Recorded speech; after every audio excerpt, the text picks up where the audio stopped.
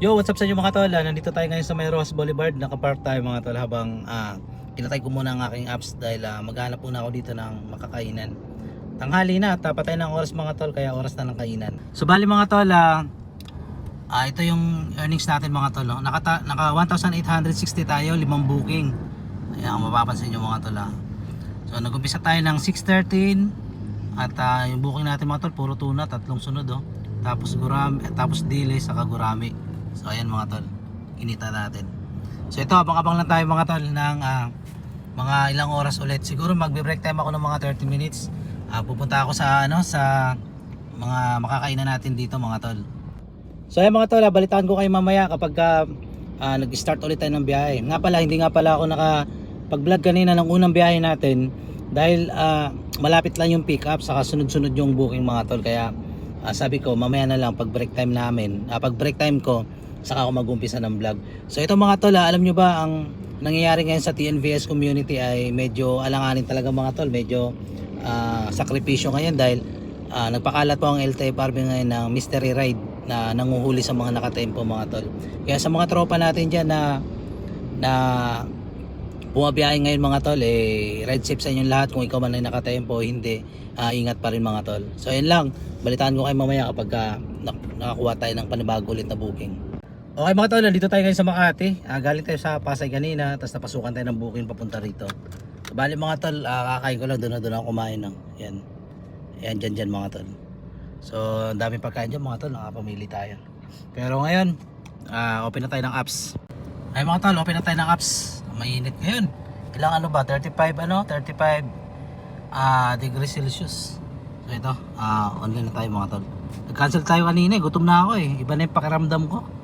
Mahirap naman, bumabiyahe tayo gutom, mawawala tayo sa wisyo ba? Masok agad yung booking.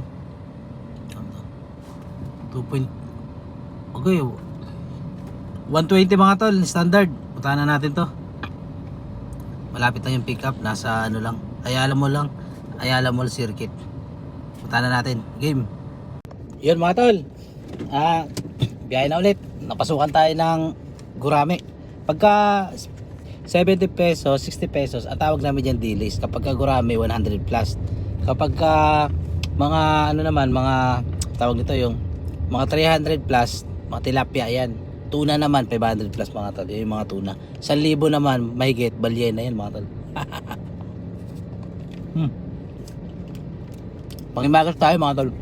Nga pala, medyo nagkakagulo ngayon dito sa sa TNVS community no. Pinag-iinitan kasi yung mga TNVS driver ngayon dahil lang sa tempo mga tol. Oo, may mga napanood tayo mga about dyan sa mga pagbablog na ba to?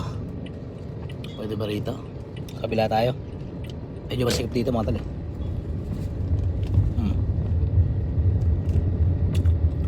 Sa mga gustong pumasok dito sa TNVS, pag-isipan nyo muna mga tol. Kasi alanganin tayo dyan pagka ganyan. Lalo't nagkakagulo ngayon mga tol. Nagkakaigpitan ngayon, nagkakahulihan ngayon. Kaya halimbawa, pag nahuli ka, yari ka, dali ka, tubos ka.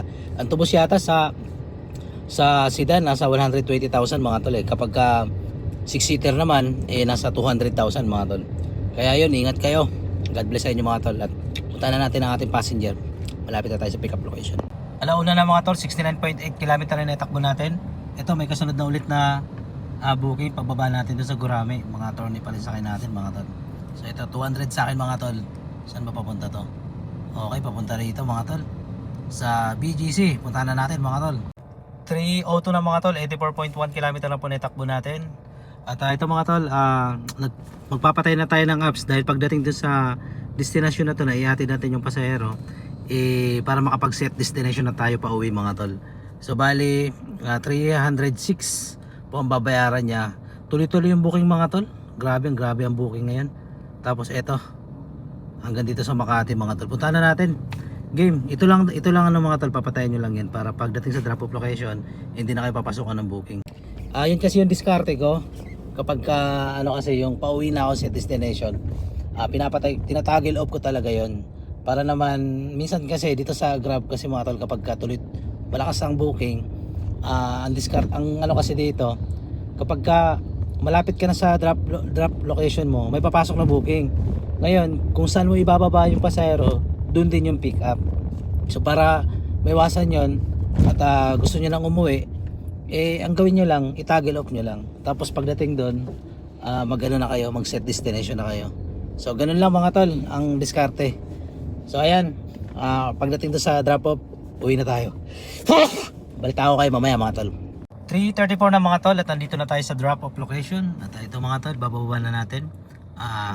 306 sa akin, tapos kapag binaba natin 416 kasama na po top up dyan mga tol. So ayan, titingnan natin kung magkano na tayo mga tol. Ito, kota na rin mga tol, oh. Naka 3,073 tayo mga tol. Nagumpisa tayo ng 6:13. So 3,000 na mga tol. 14 bookings mga tol, kung mapapansin nyo, may 88, 65, 85, 89, 20, 80 rin. So mga dilis mga tol sa BGC yan, sunod-sunod yan. Ito, magsiset din na tayo mga tol. Ayan natin na. Set din na tayo. Wawa Tanay, ito. Yun, set din na mga tol. Yun, uwi na tayo mga tol. At ayun na mga tol, kapag ka nakaset di ka, wag na wag mong i-off yung set destination mo. Kasi kapag ka in-off mo yan, yari ka na, wala ka ng set destination. Kaya manatili lang yan ganyan mga tol. So ito, tatanggalin na natin ang ating salamin dahil wala nang init. Ayan. Ito mga tol. Sana pasukan tayo ng pauwi. Alas 3 pa lang. Gagawin natin, lalapit tayo sa mga business area. Andito tayo sa loob ng Makati. Business area mga tol. Gapang-gapang na tayo ng paunti-unti. Balitaan ko kayo mamaya kapag nakakuha tayo mga tol. 3:55 na mga tol at 94.1 km lang po na itakbo natin. At ito na mga tol, 5:27 po sa akin, cash PWD mga tol, papunta ng Santo. Diretso na mga tol, malapit na sa amin to. Ayun o, pagbaba niyan mga tol, uwi na ako. So ayun mga tol, uwi na tayo. Yo mga tol, ito talagang kagandahan sa sa Grab, kasi kapag nag-set destination tayo, bibigyan ka talaga at bibigyan ni Grab ng pauwi. Opo, kapag lalo na pag ganitong oras, napakarami pong nagbubok. At nagtataka lang ako ngayon, ang daming booking mga tol, nagtataka ako. Iniisip ko siguro, marami siguro mga driver ngayon ang umistop muna ng biyahe, o kaya baka nagpanggabi, kasi nga dito kasi sa 10VS mga tol, marami kasi nakatempo rito. Yun yung mga nakatempo na nag-aabang ng slot. Kapag ka may slot, sana sila papasok, kumbaga nakapila. So ganun na yung naging kalakaran dito mga tol, at parang naging normal na. So ayan lang, puntahan na natin ang ating baka last na passenger na natin to at uwi na tayo. So ayun mga tol, 5:06 na mga tol at ito na yung pasahero natin mga tol. 527 sa akin. Tingnan natin kung ilang oras natin na biyahe. 4:01. So alas 5:06 na. So bali mga tol, isang oras din natin na ibiyahe mga tol.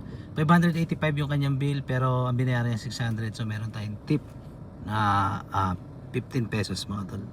So ito na. At ngayon na mga tol, nagpatay na tayo ng apps kasi malapit na to sa amin mga tol. Uwi na ako. Ayan o. Uwi na ako mga tol, dire-diretso na ako. So bali, ang kinita natin ay nasa 15 booking. 3,600 mga tol, hindi na rin masama. 15 booking.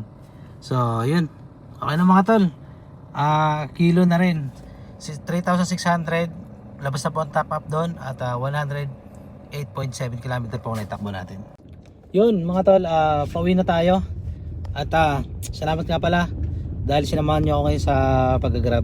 Bali nga pala mga tol, alas 6 tayo nag-umpisa, alas 5 tayo nag-end ng biyahe. So lumalabas, nasa 11 hours po tayo bumabiyahe ngayon.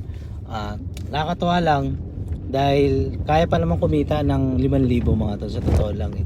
Pero hindi ko na gagawin yan kasi nga hindi ko naman kailangan talaga kumita ng malaki. Basta sapat lang, may makuha na natin yung panggastos para sa sasakyan, para sa bahay, at may konti tayong ipon. Okay na yon. At least hindi tayo persado, hindi tayo tawag dito yung stress lagi mga tol. Kasi kapag nangyari yon, sabi ng mga eksperto, lalo na sa medisina, kapag ang tao daw kasi ay stress lagi, namamaga po ang mga blood vessel daw mga tol, o kaya yung mga daanan ng dugo, yung mga ugat, namamaga daw yun. Ang tawag daw nila doon yung inflammation mga tol.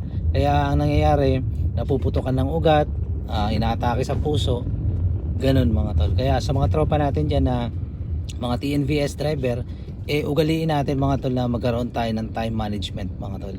Kasi kapag ka wala tayo nun, talagang para tayong nagpunta ng Manila na hindi tayo gumagamit ng Waze. Kumbaga hindi natin alam kung saan tayo lulugar, saan maliligaw-ligaw tayo kasi wala tayong sinusundan wala tayong guide.